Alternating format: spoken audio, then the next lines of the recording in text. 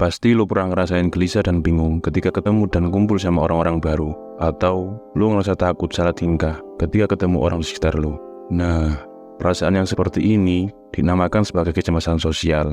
Kali ini, gua akan kasih tips dan trik cara untuk mengatasi kecemasan sosial. Dan gua akan bahas kecemasan sosial ini dari dua pandangan, yaitu dari segi psikologi dan filsafat. Karena ini bakal panjang banget, jangan lupa untuk siapin cemilan dan secangkir teh, duduk dan simak baik-baik. Sebelum kita bahas cara mengatasi kecemasan sosial, kita perlu paham dulu apa sih kecemasan sosial itu. Secara gampangnya, kecemasan sosial itu kayak perasaan takut dan cemas yang berlebihan saat kita harus berinteraksi dengan orang lain. Misalnya, pas mau presentasi di depan kelas, atau pas mau ngobrol sama orang-orang baru. Rasanya kayak ada yang nyangkut di hati dan tenggorokan, dan bikin jantung kita berdebar. Nah, secara psikologi, kecemasan sosial ini bisa muncul karena beberapa faktor. Mulai dari pengalaman buruk di masa lalu, pengaruh lingkungan, sampai cara berpikir kita. Contohnya, kalau kita pernah dibully di waktu kecil, bisa jadi itu bikin kita jadi lebih sensitif sama penilaian orang lain. Atau mungkin kita hidup di lingkungan yang overprotective dan menjadikan kita takut untuk mencoba hal-hal yang baru. Terus gimana solusinya? Sekarang kita masuk ke cara mengatasi kecemasan sosial dari segi psikologi. Salah satu pendekatan yang sering dipakai oleh ahli psikologi adalah dengan terapi kognitif. Di terapi kognitif ini, kita diajarkan untuk mengenali pikiran-pikiran negatif yang muncul saat kita merasa cemas. Misalnya, kita sering berpikir, orang-orang pasti bakal ngerasa aneh sama gua. Padahal itu belum tentu benar terjadi loh. Dengan terapi kognitif, kita bisa belajar untuk mengganti pikiran negatif itu dengan pikiran yang lebih positif. Misalnya, kita bisa bilang ke diri kita sendiri, gue udah pernah ngobrol sama orang lain dan itu baik-baik aja. Kenapa nggak coba lagi? Dengan cara ini, kita bisa mengurangi kecemasan kita.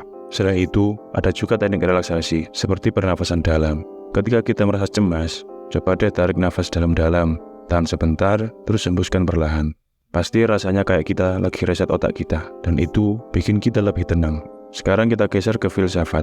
Filsafat itu kan seringkali membahas tentang makna hidup, eksistensi, dan bagaimana kita berinteraksi dengan dunia. Salah satu filosof pernah bilang, kecemasan itu bagian dari hidup kita. Justru dengan merasakan kecemasan, kita jadi lebih peka terhadap diri sendiri dan lingkungan. Dan salah satu filosof juga mengajarkan kita untuk menerima ketidakpastian dalam hidup. Banyak hal yang nggak bisa kita kontrol, termasuk bagaimana orang lain memandang kita. Jadi daripada terus-menerus khawatir, kenapa kita nggak fokus saja sama hal-hal yang bisa kita kontrol? Misalnya, kita bisa kontrol usaha kita untuk berinteraksi, meskipun hasilnya belum pasti. Jadi, ketika kita menghadapi situasi yang bikin kita cemas, sebenarnya itu adalah kesempatan untuk kita tumbuh. Kita bisa belajar dari pengalaman, dan jadi lebih kuat di masa depan. Sekarang, gua ajak lo untuk praktek nyata yang bisa kita lakukan untuk mengatasi kecemasan sosial. Yang pertama, coba deh buat daftar situasi yang bikin kamu cemas. Misalnya, ngobrol di acara kumpul-kumpul, presentasi di depan umum, atau bahkan sekedar berkenalan dengan orang-orang baru. Setelah itu, urutkan dari yang paling bikin kamu cemas sampai yang paling ringan. Lalu, coba hadapi situasi yang paling ringan dulu. Misalnya, kalau kamu merasa cemas untuk berkenalan, coba deh sapa orang yang di sekitarmu. Siapa tahu, dengan begitu, sedikit demi sedikit, perasaan cemas kita agak berkurang. Dan coba juga untuk terlibat dalam kegiatan sosial. Misalnya, ikut komunitas atau hobi yang kamu minati. Dengan cara ini, kamu bisa bertemu orang-orang baru dengan minat yang sama.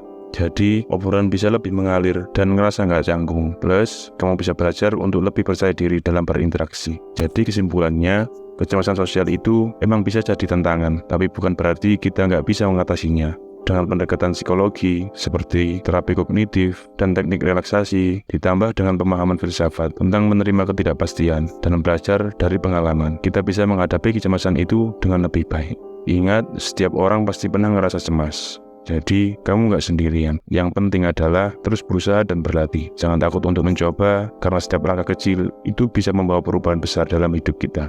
Semoga video kali ini bisa membantu kita untuk lebih memahami dan mengatasi kecemasan sosial. Jangan lupa untuk like, subscribe, and share. Dan sampai jumpa di video selanjutnya.